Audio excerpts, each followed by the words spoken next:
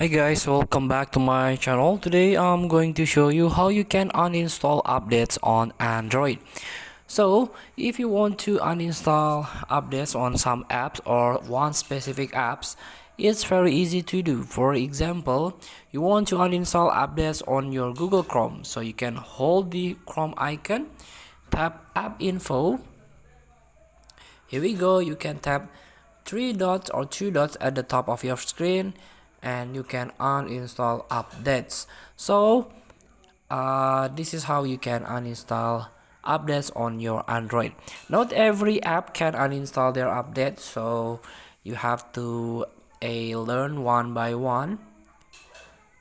For example, Instagram, you cannot uninstall updates, so it's already integrated when you update the Instagram. Feel free to try. Thank you for watching. Don't forget to comment, like, and subscribe, and so click the next button below. See you in the next video.